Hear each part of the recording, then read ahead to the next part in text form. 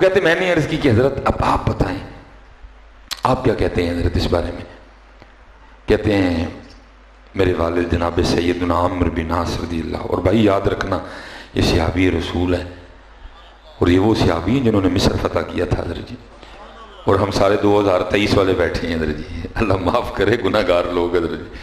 کہتے جناب سیدنا عمرو بن عاص رضی اللہ تعالیٰ عنہ فرمانے لگے بیٹا موت اس سے بھی زیادہ سخت ہے کہ میں اس کو تیرے سامنے بیان کروں، لیکن چل میں تیرے لیے تھوڑا بیان کر دیتا ہوں۔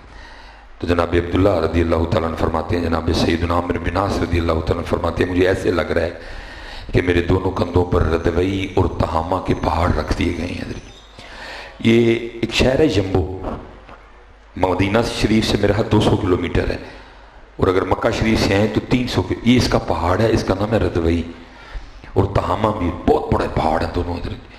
وہ کہتے ہیں مجھے اس طرح لگ رہا ہے کہ میرے کندھوں پر ردوئی اور تہامہ کے پہاڑ رکھ دیے گئے ہیں، اور مجھے ایسے لگ رہا ہے جیسے میری جان سوئی کے ناکے سے نکالی جا رہی ہے حضرت، اور مجھے ایسے لگ رہا ہے کہ میرے جسم میں ایک کانٹے دار ٹہنی داخل کر دی گئی ہے میرے پیٹ میں حضرت، اور مجھے ایسے لگ رہا ہے کہ زمین آسمان سے مل گئی ہے، میں اور دونوں کے درمیان ہوں حضرت۔ یہ کون بیان کر رہے ہیں؟ حضرت سیدنا عمرو بن عاص رضی اللہ تعالیٰ عنہ۔ کبھی آپ نے سوچا ہے کہ ہمارا کیا بنے گا حضرت؟ نہیں جی، بہت ٹہلاں لاؤ، بہت ٹہلاں لاؤ حضرت جی، او چلیا لا ٹہلاں پائی جی لال دی نے تینوں کون منتا ہے کوئی، لیکن کچھ قبر دی ٹہلوں کو بھی فکر کر لینی ہے، ادھر نہیں تجھے فکر کہ ادھر بھی جانا ہے، ادھر نہیں کو ٹہلے شہنے لگانی۔ اور میرے بزرگ حضرت جی بڑے کمال طریقے سے تربیت فرمایا کرتے تھے، آپ فرمایا کرتے تھے بابا آج قبر کے گدے بک رہے ہیں خرید لے،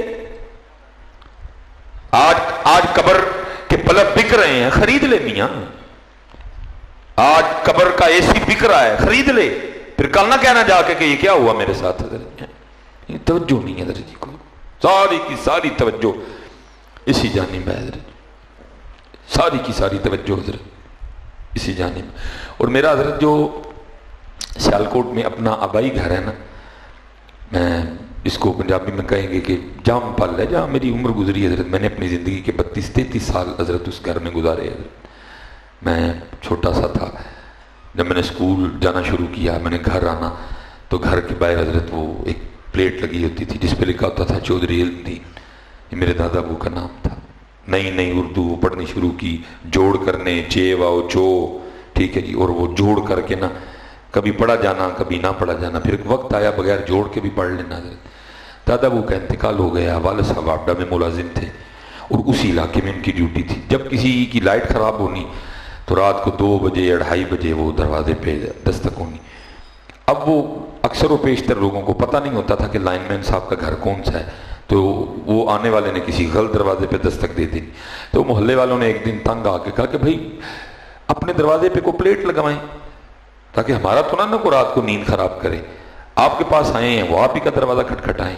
تو پھر وہ مجبوراً والد صاحب نے دادا ابو کے نام کی پلیٹ اتاری اور مجبوراً پھر انہوں نے اپنے نام کی پلیٹ لگائی، حاجی محمد بوٹا، لائن مین واپڈا سب ڈویژن فلاں فلاں فلاں فلاں۔ پھر تقریباً حضرت کوئی عرصہ دراز تقریباً 30-31 سال تک وہ پلیٹ لگی رہی ہے حضرت۔ پھر ابو جی کا بھی انتقال ہو گیا، پھر تیسری پلیٹ آئی ہے حضرت، ڈاکٹر محمد سلیمان مصباحی حضرت۔ میں اپنی چارپائی پہ لیٹا تھا تو دل میں خیال آیا، میں نے کہا مولوی سلیمان یہ کیا ڈرامہ لگا ہوا ہے، ایک جگہ ہے صرف 32-33 سال ہیں، تیسرا دعوے دار آ گئے، پہلے علم دین کہتے رہے میری ہے خالی، پھر محمد بوٹا 32-33 سال دعوے دار رہے، پلیٹ لگی رہی ان کے نام کی، میں نے ان کو اپنے ہاتھوں سے قبر میں رکھا ہے، وہ ایک ان کی ہاتھ پہ انگوٹھی ہوتی تھی میں نے وہ بھی اتاری، ٹھیک ہے، ایک وہ کیونکہ مؤذن تھے مسجد میں 17 سال انہوں نے ایک مسجد میں اذان دی، تو وہ ایک گھڑی پہنتے تھے جس کو وہ سوتے بھی نہیں اتارتے تھے، کیونکہ اگر لائٹ بھی چلی جاتی تھی تو اس کے نمبر اندر سے روشن رہتے تھے، تو ابو جی کو پتہ چل جاتا تھا کہ فجر کی اذان کا وقت۔ یہ 2 چیزیں، ایک انگوٹھی اور ایک گھڑی، یہ تقریباً ان کے ساتھ ہی رہتی تھیں حضرت جی، تو میں نے وہ بھی اتار لی حضرت جی، بس ایک چٹا وہ لباس اوڑا اور وہ چل دیے، میں نے اپنے ہاتھوں سے ان کو قبر میں رکھا۔ میں نے کہا یار کیا ڈرامہ کیا لگا ہوا ہے، اگر علم دین کی تھی تو ساتھ کیوں نہیں لے کے گئے؟ اگر محمد بوٹے کی تھی تو ساتھ کیوں نہیں لے کے گئے؟ تو ساتھ میں نے بھی نہیں جانا کچھ بھی، اور مجھے آپ کا پتہ ہے اگر میں کہہ بھی گیا نا میرے ساتھ کچھ بھیج دینا تو تھی کتنے بھیجنا ہے حضرت؟ تھی بھیجنا ہے کوئی بھیجنا ہے؟ میں نے تو اتنا سخت پایا ہے خود کو اور آپ لوگوں کو، میں نے حضرت ان کو میت کی انگلیاں کاٹ کاٹ کے انگوٹھیاں اتارتے دیکھے حضرت۔ کئی بار ہوا فیمیل ڈیتھ ہوئی، وہ کچھ بیماری اس طرح کی تھی، مرنے کے بعد فلفور جسم پھول گیا، انگلیاں سویل ہو گئی، انہوں نے انگلیوں پہ انگوٹھیاں پہن رکھی تھی، اتر ہی نہیں رہی تھی، میں نے ان کو انگلیاں کاٹ کے انگوٹھیاں اتارتے دیکھا حضرت۔ اتنے ظالم ہیں یہ بات والے۔ اگر میں نے آپ نے کچھ کہہ بھی دیا نا کہ بھائی یہ ساتھ بھیج دینا، یہ کہاں بھیجیں گے حضرت؟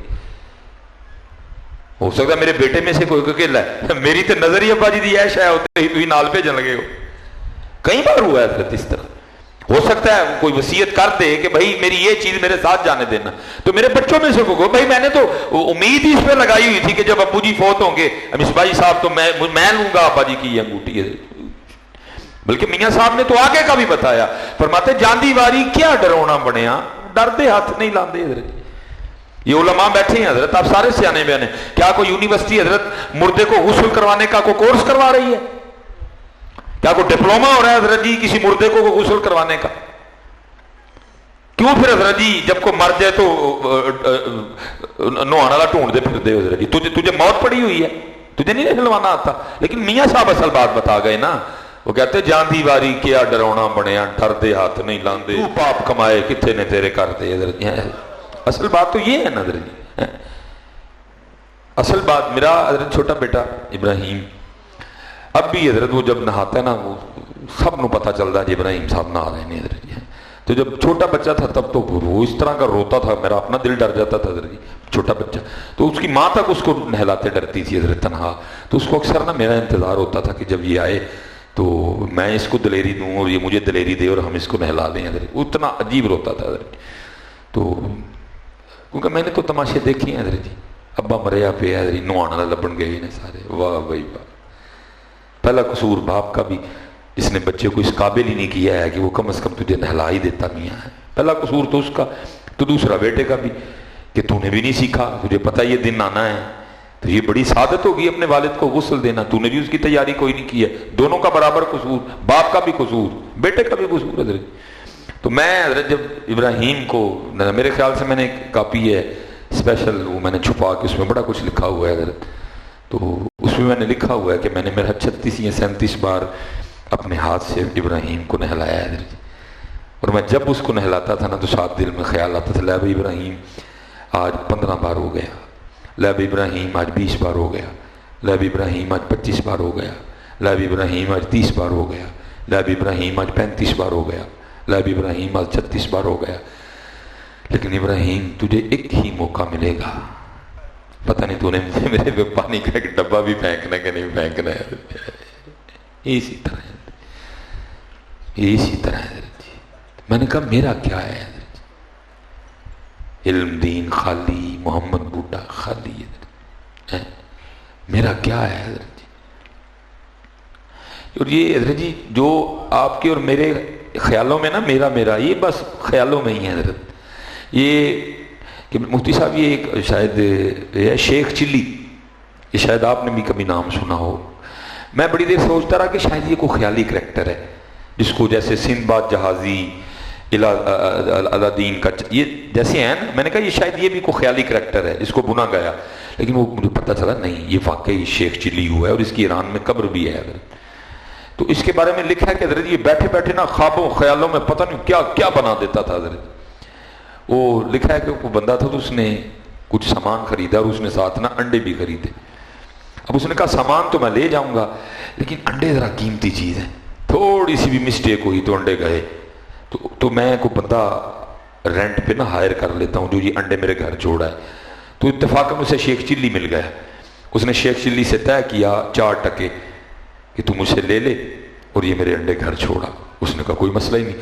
شیخ چلی نے جناب انڈوں کی ٹوکری اٹھائی تو سر پہ رکھ لیا اور چل دیے دونوں۔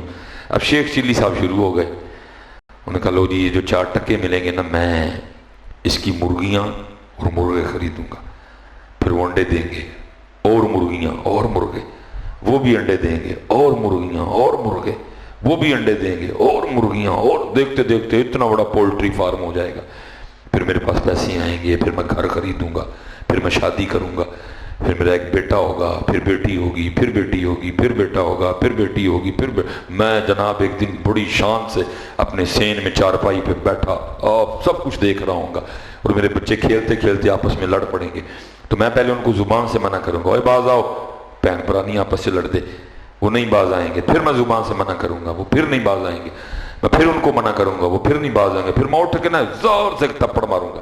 جب اس نے تھپڑ مارنے کے لیے ہاتھ اس طرح کیا نا، انڈے زمین پہ ادھر سارے ٹوٹ گئے ادھر. وہ جس کے انڈے تھے نا، وہ شیخ چلی کو کہتا ہے یہ کیا کیا ہے تو نے ظالم، میرے سارے انڈے توڑ دیے. اس نے کہا تجھے انڈوں کی پڑی ہے، میرا سارا گھر ٹوٹ گیا ہے. یہ دنیا بھی اسی طرح ہی ہے حضرت جی، یہ ہم بس بن رہے ہیں حضرت جی.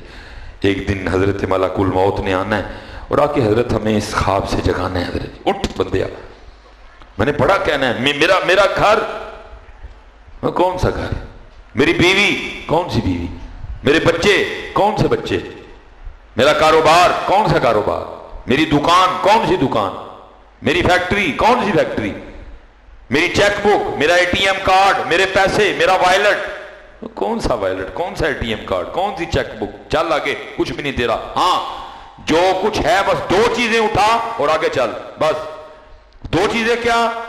اچھے اعمال، برے اعمال، بس باقی کچھ بھی نہیں تیرا ہے.